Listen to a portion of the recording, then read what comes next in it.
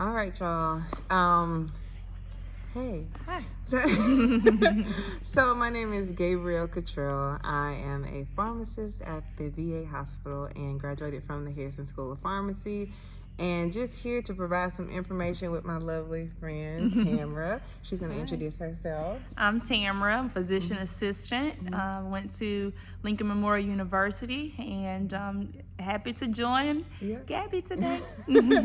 So just a quick disclaimer. We are just here to give some great information about our first topic of this season, which is high blood pressure.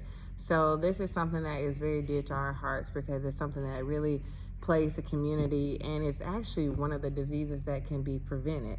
So we're happy here to provide information to you all. And just a disclaimer, like, we are healthcare professionals, but we are not precisely your healthcare professionals. So any information that you hear today, please, verify it with your doctor, verify it with your physician's assistant, verify it with your pharmacist, whoever may be the healthcare provider in your life. Just because we want you to have the best care that you can, okay? Absolutely. Alrighty. So, Tamara, tell me why blood pressure is so dear to you. I would say that it runs in our family, and it is something that definitely afflicts our community. And again, like you mentioned, it's preventative. So things that I feel like we haven't been able to address in our community, with a lot of things, I think that we're here, we're wanting to be knowledgeable, we want to provide that knowledge, and if I can keep me or anyone else off of medication, why not? That's true. That's so awesome.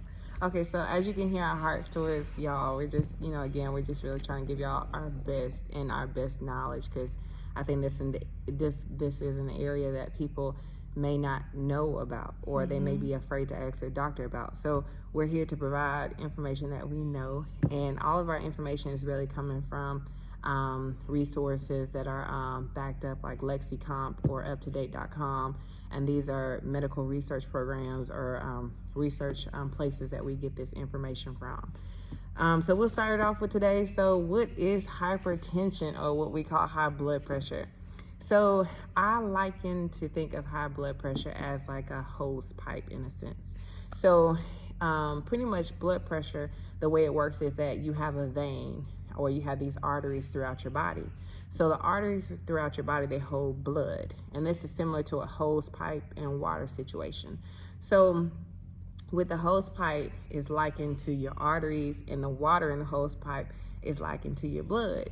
So when the blood is flowing through your arteries, it exerts, or has a force called pressure that's pushing up against your arteries or that hose pipe. So when the pressure is too much and it's so high, it can actually damage or hurt those arteries, and that's what we call high blood pressure or hypertension. So Tamara's gonna pretty much talk about how this stuff is diagnosed in the clinical setting. So in a clinical setting, perfect example, by the way, but in a clinical setting, you are looking at a couple of blood pressure readings. For a true diagnosis, you're looking at high blood pressure reading that is elevated twice within 2 separate occasions. So you've seen your physician and you had an elevated blood pressure reading on one visit, and he said, hey, let's monitor it. He or she say, let's monitor it, let's see how it looks the next time, and you consistently having an elevated reading. Your normal blood pressure reading is 120/80. An elevated blood pressure is anything between 120 to 129/80 to 89. So if you've had something that is greater than that 129/89, 2 separate occasions, then more than likely your clinician will look into providing some type of therapy. Exactly. That's awesome.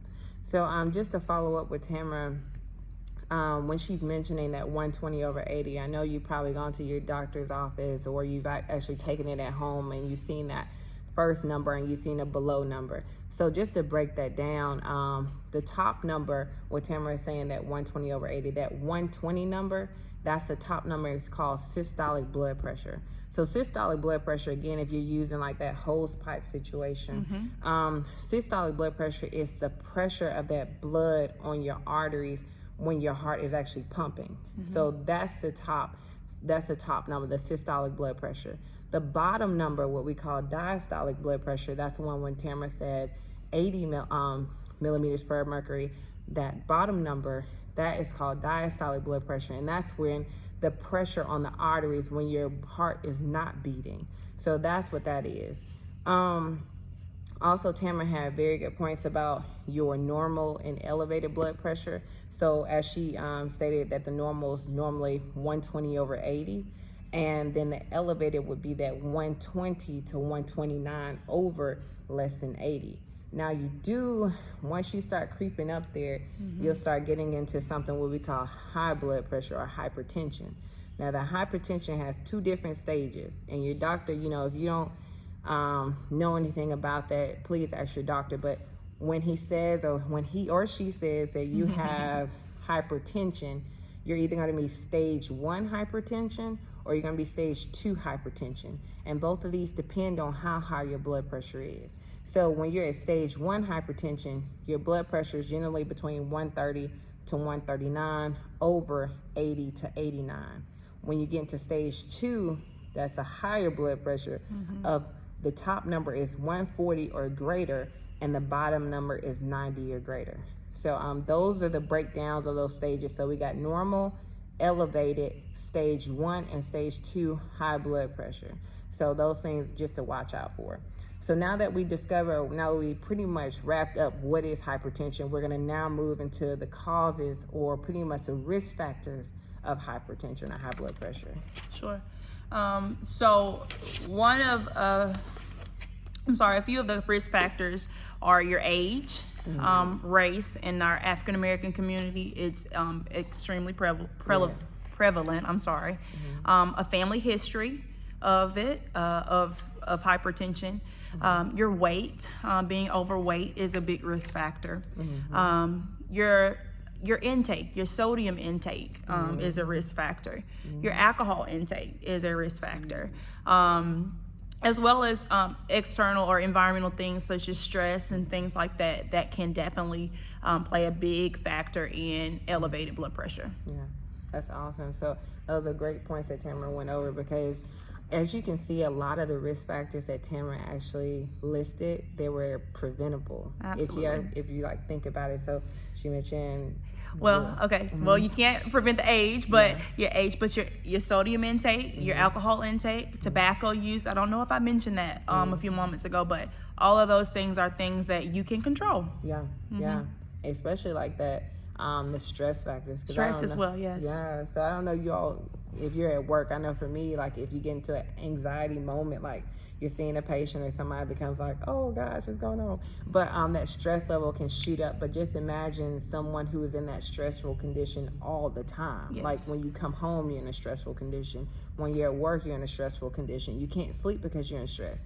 That stress is not only attacking your mind, but also it's attacking your body by increasing your blood pressure. So I know it may be difficult, but if you can get out of those stress or any stressors that's trying to get to you, any illicit drugs, cocaine, things of that nature, that definitely can raise up your blood pressure. So again, these are key points that you can also attack, and you can reduce these risk factors by just lifestyle changes. So yeah, that was great points. And now I'm just going to talk about pretty much if your blood pressure is uncontrolled, what can this lead to? So the things that blood pressure or high blood pressure uncontrolled can lead to is it can lead to a stroke. It can lead to heart failure. It can lead to all types of heart diseases. Also, you can, if your blood pressure remains too high, then you can also have other organs that start to break down. So your high blood pressure can start attacking your brain. High blood pressure can start attacking your kidneys. It's a lot of things that even if you can control the minor things to control your blood pressure, then it won't spiral out and start attacking other organs in your body. Absolutely. So, yeah. So those are great points. And now we're going to move on into our treatments of high blood pressure. I'm going to start here with lifestyle. Yeah. I mean, as Gabby has pointed out numerous times already, these are things that can be prevented. If you can limit the amount of sodium in your diet, if you can not consume as much alcohol or none at all, if you are a smoker and just decreasing the amount of cigarettes, and again, none at all of these things can just prevent you from having to get to this, again, attack of your body that can definitely just be kind of a snowballing effect. Yeah. So lifestyle is the biggest thing, and with that is, again, preventing things that you have control over. Of course, diet and exercise are huge. As she mentioned, that water hose, that how she described the hypertension and what happens in your arteries and what happens in your throughout the cardiovascular system. I know we can go there, but that pressure, your heart rate, a lot of times we talk about resting heart rate, or people are like, what does that mean? And you're looking for something between 60 and 100. Obviously, the lower the better, because the higher your heart rate is, the more your heart is working. And of course, people that are in condition and are working out, and again, consuming high vegetables, high fruits, all these healthy things, your heart rate's lower, and it's not working so much. So it's a lot of things that are tangible and seem easy, but we just have to gain the knowledge on what that looks like and how to do those things. That is awesome. So we, and I don't know if you can't really tell, but Tim and I, we've been working out. So I've been working with Gabby. Tim is tough now. But we've been working out, and that's one of the biggest things for, to help your health, and especially help with blood pressure.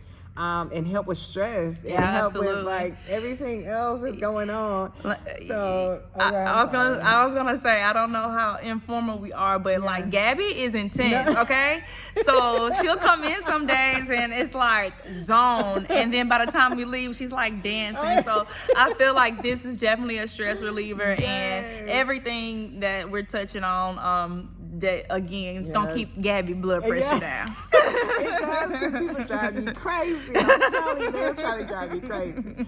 So yes, and also, it's just a plug, we are actually in the gym. We're doing this video in the gym that we work out in, and it's called Maximum Performance. And we're in Birmingham. Well, I don't want to put our address in that, but it's called Maximum Performance, and the coach here is Mike McCoy, and there's also another coach, Mr. Jared, and so they're awesome coaches. So if you all, want to get fit, I know you can't see our guns and stuff, but we work out. So if you have blood pressure problems or whatever else going on, please come in, and they're awesome coaches. But anyways, side note to the plug, we will continue. So just like Tamara was saying, for your treatment, the first thing that we're going to try to do, the first thing that your doctor may try to do, is get your lifestyle changes, diets, working out about 3 to 4 times a week, about 30 to 40 minutes of moderate intensity. That means getting your blood pressure, getting your heart rate up a little bit, and getting going, like a nice little jog here and there, or a nice little speed walk here and there. Some type of, if you can do weightlifting, that's awesome too, because it'll help out with joints and muscles and everything like that. Sure. So the next thing, besides lifestyle modification, if your blood pressure is really teetering high, then your doctor, your provider may want to go ahead and start a medication. I always like to tell patients or people in general that you don't have to, if you start controlling your life and you start controlling your lifestyle and everything like that, and you're really good with it, I believe personally that you can get off medications. Again, this is coming from a pharmacist who sells, I don't do drugs, but I provide medication to people all the time, and I've seen people's success stories. Absolutely. So medication is not end all. It's only end all if you mentally choose that and you physically choose that. So I will also do a follow-up on medication. So what we're going to go over today is just a brief of it. I'm not going to go in depth, because I really would like to go over each one of these medications separately. So today I'm just going to again give an overall of this, and I'll explain it later in future videos. But anyway, so your medication selection, how your doctor normally, and please correct me, Tamara, because Tamara's on the clinical side. She's with the doctors all the time. So the way that I've seen the doctors prescribe medications is they normally treat it as individual purposes. So to be an exact, so say if I have a patient X and they get a medication, then patient Y comes up, I may not treat them with the same medication first, because I may need to get patient's Y blood pressure down like 10 points or 15 points. So I need another medication, or I need a combination of medications. So just because you see somebody else have a different blood pressure medication than you, it doesn't mean anything. It's just that blood pressure treatment, as far as medication, is personal, is individualistic. So the three main categories that normally that we see providers choose from first is, or first line of treatment, or monotherapy, meaning there's only one medication used, is between three different categories. So our first category is thiazide-like medication or thiazide type medication. So thiazide-like medication is something like a chlorthalidone. Your thiazide type medication is something like a HCTZ, or what we call hydrochlorothiazide. Your next monotherapy treatment may be a long-acting DHP calcium channel blocker. This is an example of this is amlodipine. So that's one of our normal ones that I see treated all the time. And actually, that amlodipine is probably maybe the first one that they go for African Americans. Absolutely. So, and our third category that doctors may treat from is our ACE inhibitors. An example of that would be lisinopril or fosinoprid. And also another one is ARBs. ARBs is something of an example of losartan or valsartan. And those two categories of medication, the ACE inhibitors and ARBs, those are really good and preferred for if somebody has kidney disease or something like that, because it does have protective advantages as far as helping the kidneys. So those are the first monotherapy that I've seen doctors choose from. Now they do have different ones as well. There's other medications for high blood pressure, such as your beta blockers, which is like propranolol, metoprolol, things of that nature. And they also can go for other calcium channel blockers like your diltiazem. And lastly, what I've seen is aldosterone antagonists like your spironolactone. Again, these are a plethora of things that you can be treated with. You can have monotherapy, you can have two therapies where you have two blood pressure medications going sometimes as well. Exactly. So you have certain combination of these things. So again, these will be discussed in like depth in the weeks to come. So Tamara, do you have any piggyback off these therapy management? No, I think you hit the nail on the head, starting off with your diuretics and your thiazide-like and what we call the water pill. So no, I think you touched on it perfectly. Okay, awesome. So and lastly, our last topic of the day is pretty much your goals, like your goal blood pressure. And Tamara, you want to share on that one? Absolutely. Obviously, like we mentioned previously, that we're looking at a perfect blood pressure of a 120/80. Again, when you begin therapeutic type of things, you're looking at something that's about 140/90, greater than or equal to that. Goal-wise, once they begin, or your clinician begins you on any type of oral medication, the goal is to drop that systolic at least 10 to 12 points. I guess I would say points. It's millimeters of mercury. I'm sorry, but systolic, we're looking for a 10 to 12 point drop. Diastolic, they're looking for somewhere between a 5 and 6, just to kind of say that that therapy that they've begun you on is doing what it needs to do. So those are the goals initially with getting started with oral medication. Awesome. And see, that's why it's so important for us to have, like, we have a physician assistant and we also have a pharmacist on board, because just us collaborating together to have the blood pressure goals, because you may read in literature and they want a more stringent goal, or then they say, no, we want another goal that's less stringent. But again, talk with your primary care provider, or talk with your physician, or whoever that may be that's taking care of your health. Not your mama, but, like a healthcare provider, to see what blood pressure am I trying to get to? Ask them that. And yes, and know that the goal is not to get there quickly either, all the time. Like, it's a slow and steady, like tortoise in the hare kind of thing. Like, take your time, because a lot of times you've been operating and functioning at this higher level, and dropping you too quickly will make you just as ill as it does you walking around it with it being too high. Exactly. That's a perfect point. Yay. Okay, y'all, so we are actually done with this video, and I really hope you all enjoyed it. I was going to put in a quick Q&A, but I think it's like kind of over time. But I'll do one next time. But other than that, Tamara, did you have any outgoing messages or anything? I do. Yeah, go ahead. So the other thing, I'm going to let you go, but the other thing, hypertension is known as a silent killer. Yeah. Okay? So that's a coined term that hypertension or high blood pressure is known for. So it's imperative that you stay on top of your annual visits. You do everything that you can do that is preventable. Your diet, your exercise, smoking cessations, just stopping those things the tangible things that you are able to handle, because we didn't touch on it, but there are some secondary causes of high blood pressure as well. But what we've essentially talked about are things that you can prevent. So just being aware, being knowledgeable of what the signs and symptoms are. That includes headaches, even shortness of breath, nosebleeds if you're starting to have those. So just being conscious of your health and staying on top of that is kind of my tidbit for taking away.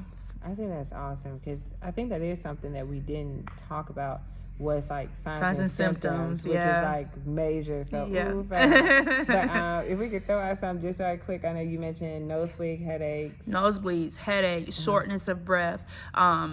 A lot of times patients will start to have decreased sensations as well, and that can be, and of course, if you've already we didn't mention this either, but if you already have some other comorbidities such as diabetes and already having cholesterol issues, kidney issues, you are even more prone to have these hypertension issues. So we just just staying on top of those things as well, managing those things as well. That's so true. And this could go on like I'm supposed to be like 10 to 15, but stop. So but yeah, just to piggyback off Tamara, seeing from like a pharmaceutical world, we always ask patients to first of all, as far as signs and symptoms, look at if you feel like flushed, like red, or you feel like your chest is racing, or you feel like you have blurred vision, changing vision, blurred vision or something like that, like you said, and also migraines. Now once you start to get those like pretty much like small organ, like you start seeing changes in especially your eyes, that means your blood pressure is probably extremely high to what we call hypertension urgency or emergency.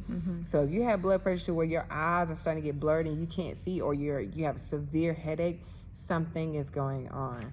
Please get to the nearest clinic that you can, because they're going to have to give you some type of IV or something like that to get your blood pressure down fast. Another thing that Tamara touched on, which is really good, is those secondary risk factors, especially coming from a pharmaceutical world. A lot of your medications can cause high blood pressure. So like your steroid packages, I know a lot of people are in this like whole COVID scheme, and y'all been receiving prednisone or something like that, or prednisolone or something like that. Then make sure that you monitor your blood pressure during that time, especially if you already have high blood pressure. Another thing is, I know coming from a female standpoint, a lot of your estrogen medications can cause blood pressure heights. So watch out for that. Your caffeine intake, your if you're on some type of NSAID, what we call similar to like a aspirin or your ibuprofen or something like that, your Mobic, and it's like long term, then kind of watch out for your blood pressure, because those medications can cause that.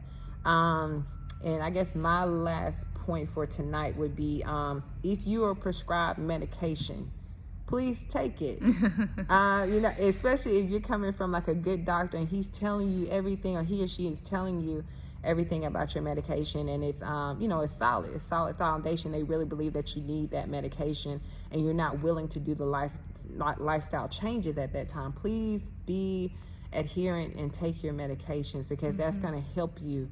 And then, you know, as you progress, like Tamara was saying, you know, it's a race, you know, it's a nice little pace to this race. So once maybe you can get better and start doing those lifestyle changes, and slowly start backing off your medications. But please take your medications, because this thing, it can be a silent killer. Absolutely. So watch out for that. But you have anything else, No. Tamara? Okay, y'all. Well, thank y'all so much for your time, and I hope that you all watch this whole video through. There'll be some great information in the future, and hopefully we'll have Tamara back to help us as well. But anyways, thank y'all, and I hope y'all have a wonderful night, evening, or wherever you are. Have a great day. Bye.